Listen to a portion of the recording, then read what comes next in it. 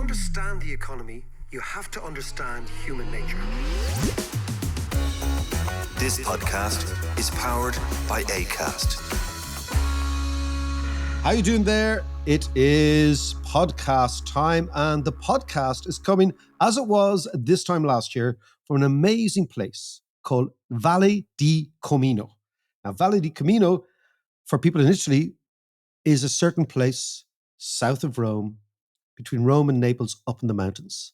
But for Irish people and our British listeners, it is the home of the vast majority of the Italian community in Dublin, in Glasgow. And the reason I'm saying Glasgow is we're about to talk to the great Mark Blyth in 2 seconds. In London, the Italian community come from this neck of the woods. So this is basically going out to John, our researcher, Eliza Notaro, to all the Fuscos, the Borzas, the Marcellas, the Cafolas, the Fortes, the Maccaris, the Roccas. All those great Irish Italian families are all from this amazing little place. I'm sitting here in a tiny restaurant in a place called Casalvieri. And up the road, we played a football match last night in a little place called Casalatico. And we played a football match on this extraordinary pitch. And of course, the pitch was donated to the locals by who? Rocco Forte from the Trust House Forte. Yeah, and his family are from here too. So, well, before we get to the football match, let me just describe what I'm looking at.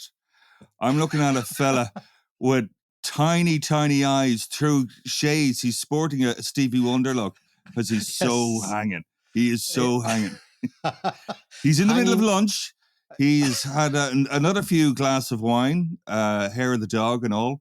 With what were you saying you had earlier? You had a kind of a mushroom pasta. John, you will love, because you like your food. Because I'm not a foodie, but I had, starting with the buffalo mozzarella, just normal, but lovely, really delicious, fresh. Then we go on to rucola, so rocket and mushroom pasta, and then we have tagliata di manzo. Yeah, a couple of glasses of red, and a poached pear at the end, was it?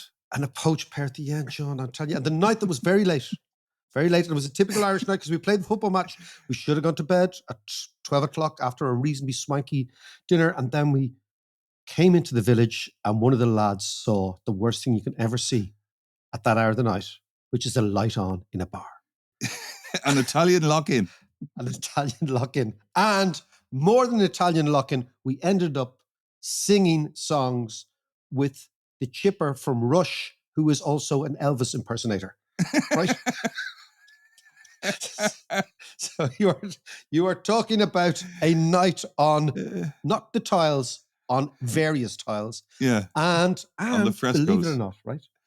Our football team won the match. The grudge match we lost last year. Really? That's a first. We went 1-0 down, went 1-0 down, and we beat them 2-1. But I can tell you, right? I was playing in the middle of the park, running around like a headless chicken. The Italian lads were so good. It was as if they had 2 Negronis in each hand, sashing around the place, one-touch football all the time, carving us open like hot knives through butter. But eventually the Paddies managed to bungle a goal and then a penalty, which was very dubious at the end. Why? Oh, because the referee was a chipper from Temple Oak.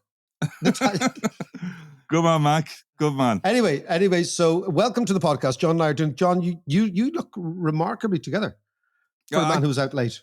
Yes, I was out late too. Yeah, I was at another funeral, but anyway, yes, I'm half okay. You're half okay. Well, listen, you're more than okay than me. But today's podcast, right, is going to be 2 things, right? The last time we were out, we spoke to Evan Solomon about Mark Carney's victory in Canada. Yes, and we were suggesting, was this or is this the return of sort of sensible, middle of the road, fact-based politics?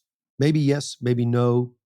In Australia, Albanese, who's obviously an Italian as well, has just won. So there's a sense, but in the UK, Reform did very well. So I want to frame this discussion against the backdrop of what it does for politics. But the discussion is about the thing that most undermines liberal politics, which isn't a culture war.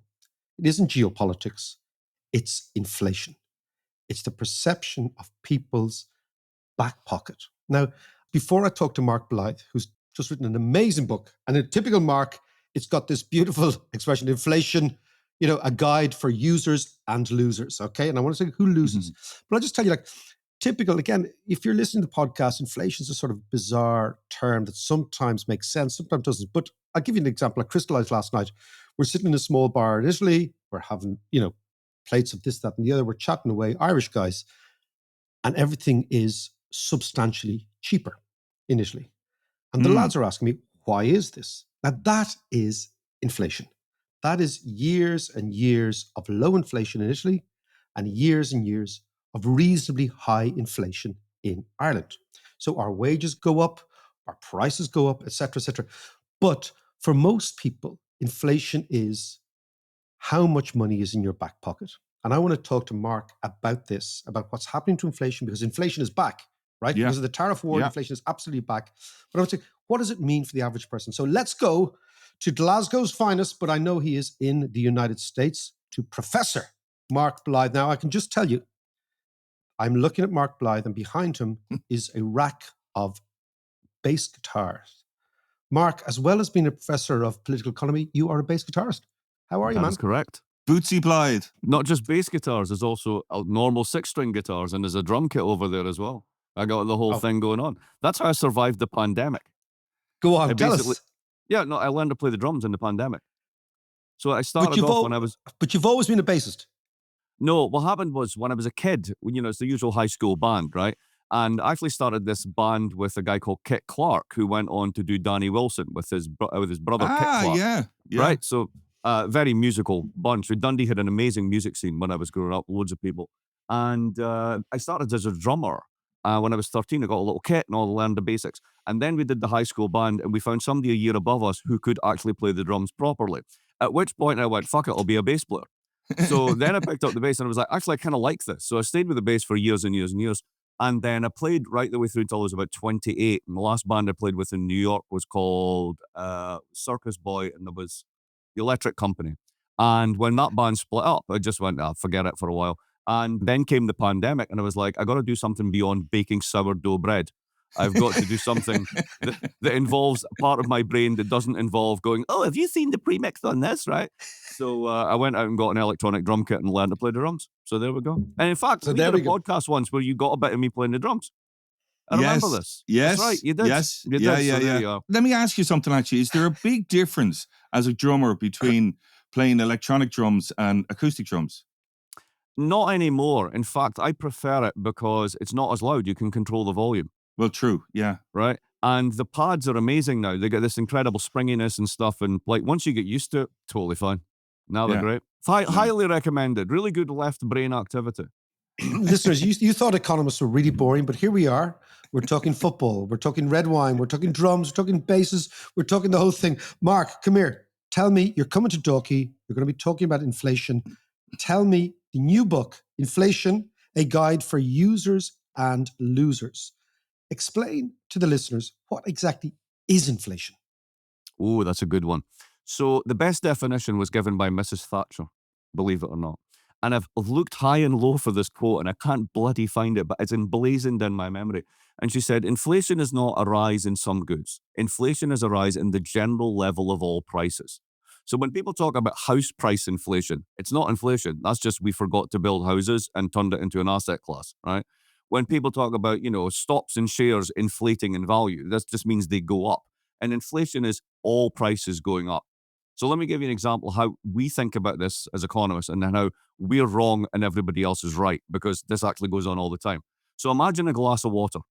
Now, when you look at a glass of water as a normal person, you go, that's a glass of water. And you look at how much level of water there is in the glass. If you're an economist, you look at the surface tension and you look at where that surface tension is. And then you say, what's the rate of change in the surface tension? And everybody else says, no, just look at the water, you bawhead. That's what we care about. So the public looks at the level of prices and they go, everything went up 30% and it's not coming down. We look at the rate of change at the top and say, actually, it went down by 4% last month. And everyone goes, you guys are cracked because eggs are still ludicrously expensive. So there's a great deal of confusion about what it is and what we're looking at and the whole thing. And that was part of the point of writing the book. So that's exactly the point of the lads last night in the bar saying, why does this stuff cost less in Italy and cost more in Ireland? Because nobody cares about whether it's a 1% or 2% rise. It's like, a beer costs whatever it is in Italy, whatever it is in Ireland. They say Jesus Christ, it's much more expensive here. So what you're saying Absolutely. is look at the glass of water. Now, you mentioned the price of eggs, which has been this sort of trope for what's happening in the United States, but it's actually real. Explain to me, one of the central points of the book is the notion that we're back in the era of inflation. That was not the case for the last, let's say, 30 or 40 years. But now we're back. We've got the tariffs, we've got inflation. Explain to me why you think we're back and inflation may well be the key economic metric for the next couple of, well, let's say the next half decade. Because the way that we thought about inflation, and we still think about it, which isn't wrong, comes out of the 1970s. And you'll remember the 70s. We were barely old enough to remember the 70s, but it was a period when we had high inflation. And the diagnosis at the time was governments were spending too much money, number one. And you had all these trade unions that were striking all the time and pushing wages up, and that was pushing prices up, right? Now, this wasn't wrong, but it wasn't completely right.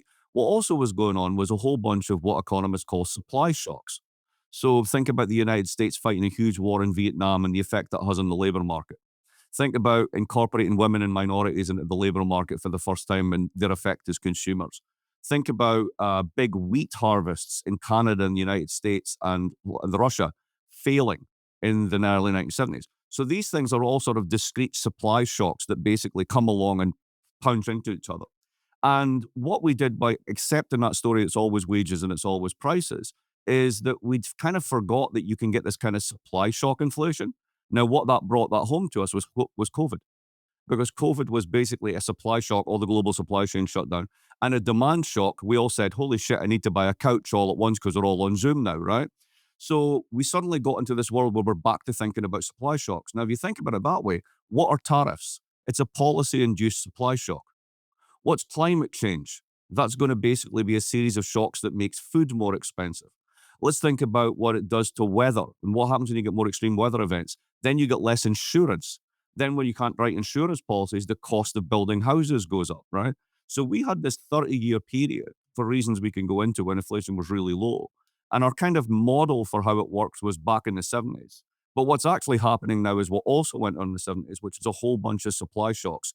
And our readers, we're going to have more of these supply shocks going forward. So you're going to have more supply-driven inflation. That's basically it. Mark, can I just briefly ask you why, you said we can talk about that in a second, but why in the last 30 years was inflation relatively low and relatively unspoken about? Right. So there's still a lot of debate amongst economists about this, but it boils down to about three things. The first one was 500,000 Chinese join in the global labor pool and everybody deciding to make their stuff in China. That has a huge deflationary effect, right? Wages go down, prices go down, et cetera, right? Second one is a whole bunch of technological changes and shifts to the service sector. Service sector just isn't as inflation prone as, let's say, manufacturers. When you double the oil price when the Iraq war happens, you've got a deindustrialized United States. So the feed through is not like 1974 when it's a much more industrial economy and everything pops up, right? And then another one basically is sort of related to that is technological changes, which basically means that, what do we do now? We spend our time on the internet, right? We're not, is the internet an inflationary force? Well, no, not really. So that whole move of sort of technology, services, globalization of supply chains, etc., all of that was a kind of 30-year period. There was a book came out a couple of years ago by an ex-Bank of England economist, and he said that the big thing here is also demography, that basically we're all going to basically age as a society. That leads to lower growth, right? That leads to more healthcare expenditures, etc. So all those things are going to be inflationary as well. Okay, so one of the points that you make in the book, which it's always it's a typical Blyth point, is you ask the question, is inflation class war? Is it based? Who benefits? Who doesn't benefit? So who has benefited in the last 30 years of low inflation and who is likely to benefit and therefore lose on the countryside for this maybe new decade of higher inflation? So who benefited for the last 30 years from where I'm sitting off is global corporations. Corporate profits as a share of gross domestic product in the United States have never been higher, right? Who else made out like bandits? Basically banks, because if you think about what happened, Volcker sticks up interest rates to kill inflation in the early 1980s, and you get a really, really high real interest rates for about a decade and a half, and finance gets deregulated at the same time, and they ride the spread all the way down, basically, until you get the financial crisis. So they were doing well from that. Average people were doing well in the form of lower prices. But given all these technological changes, offshoring, etc., their wages never kept up. So ultimately, they didn't benefit. And large parts of the Southeast and the Midwest of the United States got hollowed out because of the China shock, basically. China joining the global economy, the effect that this has on these industrial communities. And that's why we now have MAGA. So there's a backlash to all this stuff, as well as to who benefited, as well as who lost. So explain to me and the listeners that link between MAGA and lower inflation, or at least what they call in economics, the distributional effects, like i.e. who gets the goodies of the last while. And then I really want to focus on, to prepare listeners, if we are going into an era of higher inflation, A, why? And B, what do you do about it? Let's Right. just do my question first, and then, because politics and economics and inflation are always linked. Many people argue the reason the Democrats lost, at least the economic reason the Democrats lost, despite very high levels of employment, wealth, etc., was that the average American's take-home pay was eroded by inflation in the last 2 years. So that's a clear one lesson. But give me the other lessons of the last little while. Well, there's a longer term story in that. The last 2 years of inflation certainly didn't help. And if the Republicans had been in, they would have been punished for it as well. Everybody who was in got it basically for inflation. But to go back to the Midwest example, so think about what happens when you take China. China's comparative advantage, if you will, in manufacturers is world beating. We've never seen anything like it. This is why they can turn it on and take over entire green sectors in like an 18-month period. So a guy called David Otter at Harvard and his colleagues basically estimated down to the level of postcodes how much Chinese competition took out of communities that were affected by them. So if you were doing industrial manufacturing, they did the same manufacturing. They're much more competitive than you. They eat your lunch. What happens to these communities? And the losses were in the order, in some cases, of $5,000, $6,000, $7,000 per head in these zip Wow. codes. Right. That's huge. Now, here's extraordinary. the thing. In the textbook, we assume that, But well, can I just ask you, Mark, can I stop you? What is that piece of research, just so the listeners, particularly the just more look up nerdy David listeners out there? Otter, David A-U-T-O-R. Otter, okay. Yeah, the China shock, and there's a whole series of Okay. papers. Great. And so you get these losses. Now, the textbooks will tell you, well, the factory shuts down, labor moves. But that doesn't happen because they have families and they have kids in school. And their house is now underwater because nobody wants to live in the town because the main employer shut down. So then you start to get what the other economists call deaths of despair, right? This is when you start to get the opioid crisis. These are also the communities you're most likely to recruit the military from. These are the guys that go off on America's wars of choice and come back with their limbs missing, who then get addicted to drugs in communities with this high unemployment and terrible social services. That's what creates the frustration. That's what creates the anger. And it's not unique to the United States. Look at with the stronghold of Le Pen in northern France, similarly deindustrialized. The similar sort of shock actually plays out in the north of the United Kingdom, right? I mean, Yeah. I'm from Dundee originally, and I went to Dundee after the Euros last year. And I've got to tell you, I was shocked. I was shocked at how poor that community had become. And Really? it's not entirely down to trade by any means. There's lots of reasons for this. But those communities have taken a right punch in the face. So when politicians come along and say every 4 years, vote for me, everything's great, we've got full employment, and you look at the fact that, like, you used to live in a once prosperous town and it is now now a prosperous town, that's where the anger builds, that's where the frustration builds, that's where the complete lack of trust comes from. Look, I know I've misgendered you as Glaswegian, but I know you are actually from Dundee, right? Yes, But exactly. But let's go back. So think about, that's our starting point. Aye. Large parts of, and again, I'm talking from Italy. Italy was once, still is in the north, an industrial country. Gradually, that has been eroded, and we see exactly the same politics in Italy as we see in France, as we see in the UK. And we're going to talk about reform in the UK in a sec, but I want to come back to this idea of the role of inflation, hyper competition, and globalization on all these things. Are you saying then that Donald Trump has a point with respect to tariffs? They're like, hold on a second. If these communities you're talking about in the United States used to build cars, used to have steel mills, whatever they did, right? They now don't, because that stuff's made in China. The only way in which you can actually resuscitate the society is through resuscitating the income. And the only way you can resuscitate the income is actually by making stuff back in America. I mean, is there a point to all this? Of course there's a point to it. I mean, one way to think about this that most people don't and are quite fond of is by a guy called Michael Pettis, another name to look up. And Michael makes the following point. Now, everybody tells you this story about America. The Americans spend too much. Oh my God, they've got this huge budget deficit. They're just spending all the time. Look at the amount of debt. It's terrible. And nobody ever stops to say, then who's the idiot that's buying all the debt?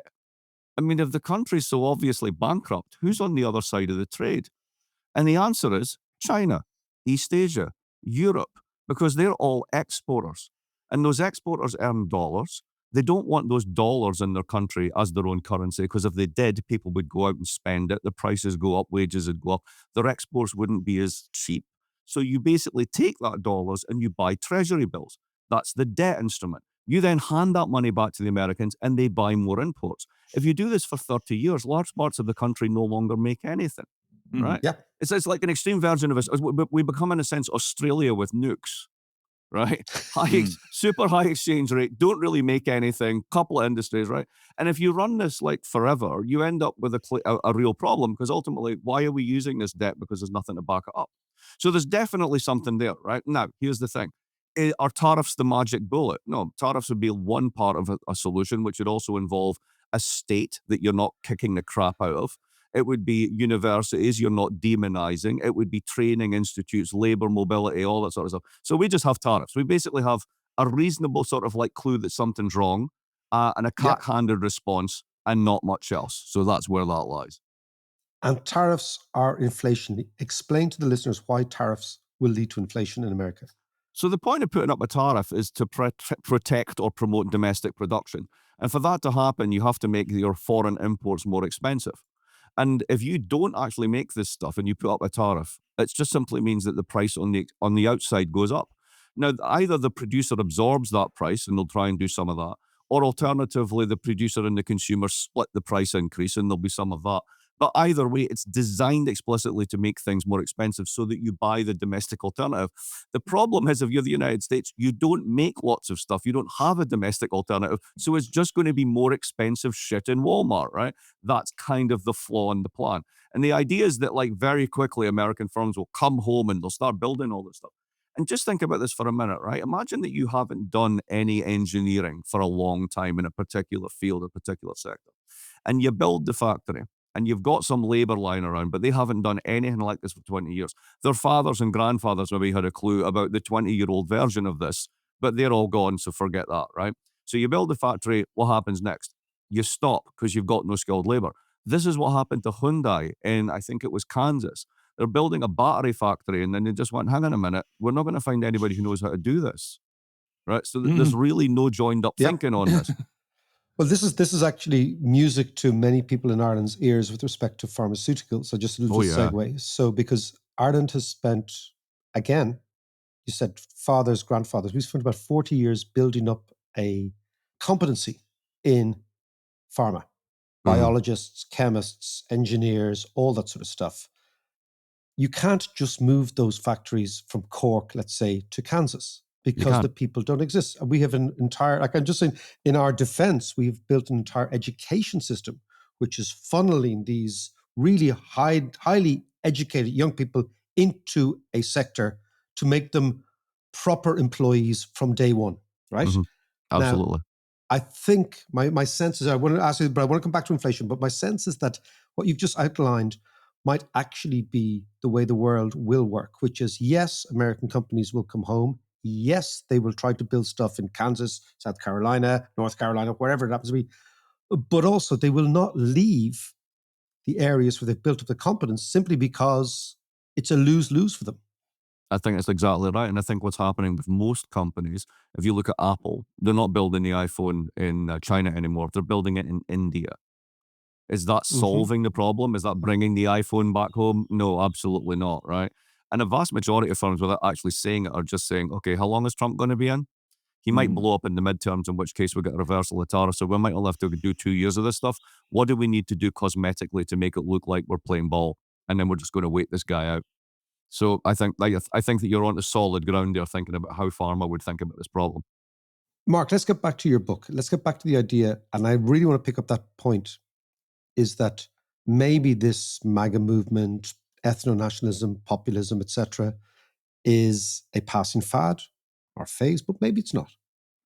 And how do you think the likely increase in inflation that you've articulated in the book changes our political world in the next 5 years to 10 years?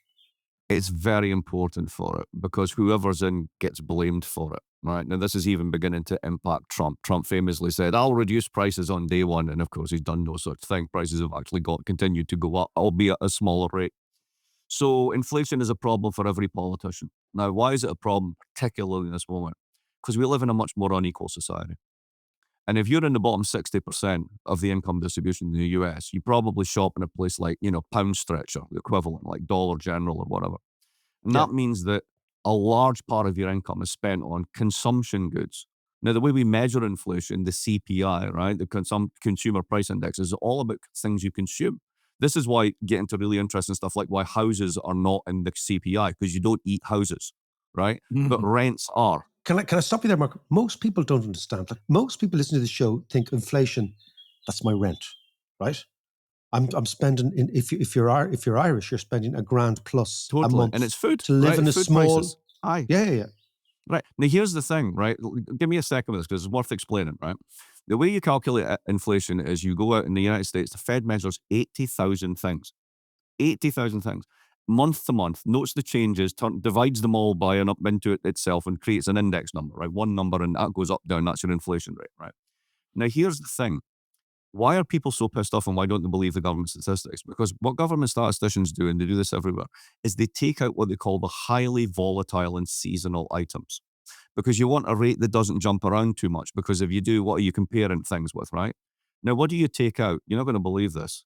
Sometimes rents, food, fuel, right? So if you actually take out, John Otters did this, the journalist, it was brilliant. He took all the stuff that they took out to measure what they call core inflation and just made an index out of that.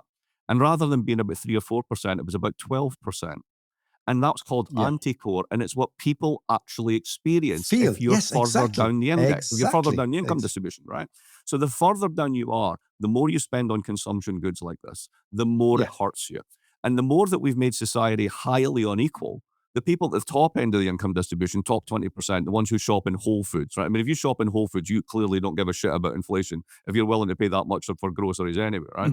So if you're at the top end, you spend a much smaller part of your overall income on consumption. So inflation hurts you less, and you've got more money to buffer yourself. So inflation is a class-specific tax.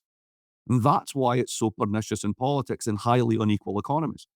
Your average person hears an economist or a politician say, well, the rate of inflation is 2%, and we've beaten this, right?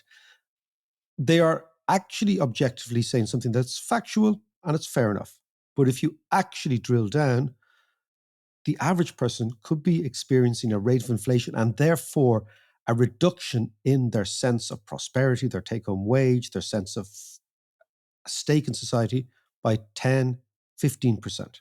Absolutely. So they're listening to something that makes no sense. No sense. And that's another reason they don't trust or believe mainstream parties anymore, because it just doesn't make sense to them on a daily basis. This was your point on the looking at the water service compared to the body of water. Exactly. I'm looking at the level of prices. That glass has now got more water in it. Price is high. I'm the economist looking at the surface tension going, actually, that surface tension is lower down the glass, therefore the inflation rate has changed. Yeah. You're looking at the same thing, but you're looking at it entirely different ways. So, Mark, can we focus on one thing there? Is therefore inflation unmeasured, this inflation we're talking about, is that what is destroying the political status quo, the liberal order, all these things that we see atrophying all over? I want to come back to the UK in a second. Is it actually inflation that's actually destroying the status quo? It's part of it, Dave. We can't reduce it just to that. And the fact that we think there's going to be more of it for reasons like climate change increasing, etc. over time, that's going to be more important. But it's also 40 years of policies that have promoted huge levels of inequality, right? It's 40 years of policies that said that don't worry, lads, we're the clever people, we've got this. We understand things like how finance works. Then there's a giant crisis, you bail out the banks and you stuff the people. Right? I mean, people remember these things. These are the people who then, but there's a great film with John Travolta playing Bill Clinton in the 92 election, Primary Colors. And there's a great scene in it where he talks to these workers and says, look, the jobs that you guys doing are all going to go away, right? You're going to have to find something else to do. And basically we're shipping it all out to China. And people remember what happened. One of the reasons that Trump was so powerful over here is he's the first one who questioned that entire free trade consensus. He walks into this big factory in the Midwest in 2016 and goes, I know why you're here. I know what's going on. I know why you're screwed. China. And the place loses it, right? Because that's what they think. Now, the economic classes come along and go, actually, it's more like technological change and skills. That's what's really important. Shut up. You don't know what you're talking about. This guy knows what he's talking about, right? That's how this works, right? That's the real politics of inflation, because people feel it differently across the income distribution. And that experience gives them a different way of relating to what politicians and everybody else is saying. Before we go into reform, I'm just going to ask you, give me succinctly why you think that inflation is going to rise in the next, I'd say the decade, right? Because we're talking big spans here. It doesn't really matter what happens next year, next decade. What are the factors that you think are going to feed into a rising level of prices? And what does that rising level of prices do to society? So, a couple of things. First one is the imaginary for tariffs is that we make cars, you make cars, you're unfair to our cars, we're going to tariff your cars. The vast majority of trade in manufacturers is in what's called intermediate goods, stuff you use to make other stuff. And this stuff crosses borders so many times, it's ridiculous. And the idea that you're going to unwind all this and turn them into simple sort of everything's made at home, forget it. So if you start having even 10% tariffs, you're going to be tariffing things multiple times as they cross borders, right? So right there, that's an inflationary thing. Second thing is tariffs beget retaliation. Other people are going to do it back to you. That's why we have tariff wars. Everybody ends up worse off because of this. Number three, changing geopolitics. What's happening now? The Germans have decided finally they can spend some money, which is good. They're going to spend it on tanks. I don't think heavily armed Germans is necessarily a good idea, but nonetheless, we'll let it go for the moment, right? That means that they're going to be spending money. That means that there's going to be more inflationary pressures in tight labor markets, et cetera, right? We're getting older. We don't like immigrants anymore. No, but even the Spanish are like, a bit on that. And they were fantastic on this stuff for years, right? So what happens then? Trump wants to deport 12 million people. What's that going to do to local labor markets? It means nobody's going to build your house. Nobody's going to basically paint your house. You're going to have to pay an absolute bloody fortune to get local labor to do this stuff if they're actually able to do it because they don't have the skills. So all of this stuff is just going to lead to rise in prices. And the big one over here, and well, globally, is climate change. There's an institute in Germany, in Potsdam, that did a paper on this last year. And they're saying they already see the effect that these longer, drier summers are having on crop yields, what they're doing to food webs, et cetera, et cetera. And now we have a climate change denying administration, right? Doesn't matter, my line on climate change has always been the following. It doesn't matter what you think about climate change. Climate change doesn't care what you think, right? It does. It's physics. You're arguing with physics. Why would you want to do that, right? And we've got a government that just denies physics. Now, a great example is Florida, which is, prime central for all this sort of politics. There's only 4 insurance companies left in Florida writing policies on houses. Wow. Only 4. There used to be 20. But that makes They've all pulled out. That makes complete sense. Because they know that the next big hurricane is the one where everyone goes, oh shit, we need to sell. And they're all underwater, so they're all out. So now there's a state fund, which has supposedly got this. There's not enough money in the state fund. So now you've got a problem. You want to move to Florida because it's a tax haven. You want to buy a house. You want to build a house. You've thrown out your immigrant labor. Congratulations. Building your house now going to cost a fortune. And on top of that, you can't get a mortgage. Why? Because you need insurance in order to get the mortgage. So just think of all these knock-on effects, right? Yeah. So and this is, to go back to where we started, this is not about money wages. This is not about the government spending money. This is the supply of goods, and we're doing it to ourselves, and the planet's doing it to us. Well, that's here I was enjoying my lunch in in sunny Italy. How dare you, Mark? Yeah. Yeah, killjoy. Anyway, okay, let's go to the UK. Finally, okay. What do you, again, I said at the very start, we were talking about Mark Carney the other day and whether there's a liberal sort of surge, or at least Carney gives a blueprint for liberals around the world. But what we see in the UK is Farage and the Reform Party are now surging. They're eating Labour's lunch. They're eating the Tories' lunch. They're eating everyone's lunch. Apart from yours. Yeah, you're the one who's got the nice one. I'm sitting here with my little glass of red. He's sitting there going, oh, it's so terrible with my Chateau Lafite or whatever you're drinking. All right, so there's three things. The first one is it's by-elections. By-elections in Britain are when everybody gets to elect the monster raving loony party. So put a discount on it for that. Second thing is the Tories. They are a toxic brand. I don't think they're going to survive. From the austerity years onwards, they were punching their own constituents in the face. They then rebuilt with Boris. They were going to level up. All of that turned out to be a pile of total shite. They lost their credibility in the COVID crisis. And the new leadership is just awful. I mean, they're just a bunch of people who are like, small boats, right? That's all they ever talk about. Nobody gives a shit, right? So they're done. They're toxic. So think about what Farage is doing is essentially colonizing their vote share because their own party's dead. Then you've got biscuit tin economics with the Labour Party, whereby the economy is basically a biscuit tin with a finite amount of fivers in it. And if we spend it on that, well, we can't spend it on this, right? So there's no vision, no imagination. They also tie themselves to these fiscal rules, which, you promise your debts and deficits will be X%, right? You can't do that in a high volatility environment because you'll always miss your targets. If the economy was like it was 20 years ago, brilliant. There's no easy for Gordon Brown to hit those targets. Nothing was going on. Now, inflation, and the economy is growing like hell.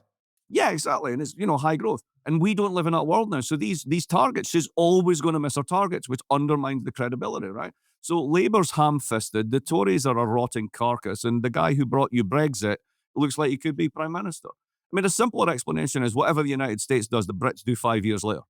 Right? For my whole life, that has been the experience. So, they could be coming for their Trumpy moment, and that's definitely Farage's character. So that could be that. Finally, just on reform, because you said what happens in the UK is basically a lag of what happens in the US. Now, this is not the case all the time for Ireland, but what happens in the UK bleeds into what happens in Ireland. Yeah. It's not always replicated. In fact, sometimes what happens in the UK is the reason we don't do things. But that being said, economics, politics, ideology is kind of like a virus. It spreads from one patient to the next. Do you think there is a possibility of a government led by Nigel Farage? I do. I really do. I think that it's very, very split now. And again, to go back to our conversation about inflation, right? I went back to Dundee, as I said, and I was absolutely shocked. I'll give you an example of this. The poshest street when I was growing up was a place called Reform Street. And it was banks, building societies, restaurants, all this. And there's a big posh private school at the top. Private school still there. Looks like it could do with a new roof. The shops there now, the Turkish barber. Across the road, I shit you not, the Kurdish barber. They had both varieties. Yeah. The USA sweet shop, which is a money laundering operation. And then the tattoo parlor, the tanning salon, and the nail salon. That was it. That's what's happened to that city. And you replicate that you do that for Bolton, right? You do that for Bradford. You do this for all these places that people in the London chattering classes and in the professional classes never go out, never bother to see. And that's what reform is tapping into. That's where they're basically saying, we're done with both of these guys. We voted Tory, we voted Labour, we got poorer and poorer and poorer, and they don't give a shite. And that's what's driving. It's absolutely possible that reform could do this. Mark Blyth, as always, an absolute pleasure. I think you definitely have to play us out with your 1972 baseline. It will turn into a Seinfeld episode. Yeah, it's exactly. Mark, listen, absolute pleasure. We will see you in Dalkey in about a month's time. Exactly. Looking forward to it. All the best.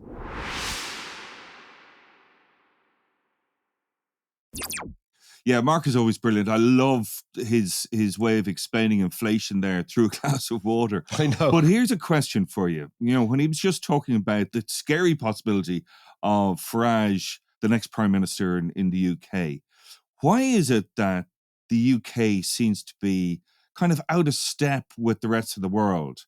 Not America as such, but with Australia voting Labour, Canada staying Liberal, and all the rest, Why are they out of step? Well, I mean, are they out of step or are they the leading indicator? So, there's one part of us, thought, Brexit, disastrous idea, the Tories, the massive austerity, silly, blah, blah, blah, right? Now reform. maybe the UK is actually the leading indicator. Maybe the process of deindustrialization that Mark spoke about and the dislocation and the suffering of the average person has been accelerated in the UK because they've been doing it for a long, long time. So if you stand back and you say, okay, the UK has for the last 40 years allowed its industry to decline. I mean, I thought that visual image of that main street in Dundee will really resonate with many, many people all around the world, because it is the Turkish barber, it is the tattoo shop, it's the nail salon, all those sort of things. Low value stuff. Stuff that used to be, as you say, the building society and the permanent this and the banks and the big posh shops, right? So maybe the UK is actually the future. That's the scary thing. So we're talking about Italy here. You know, Meloni is the most consequential politician in Europe at the moment. She taps right into that. I was speaking to somebody last night here in this little village. They all vote for Meloni. They all love her. They all think she's the way forward because she's identifying exactly the things that they feel themselves. In Germany, the Alternative for Deutschland, same sort of thing. Le Pen, Geert Wilders in Holland. Yeah. What you have is a gradual movement of Europeans towards a Trumpian worldview. The question then is Mark Carney the outlier? Is Canada, because it's got massive resources, it's a rich country, it's an enormous country, and it's beside America. So Canadian nationalism was really amplified by this. Yes. By Trump. Maybe we'll conclude here, maybe the UK is not only an outlier, John, but is actually a leading indicator of what could happen in many other countries, our own country, John, included. Yikes. Talk to you later, boss. Bye. Good luck.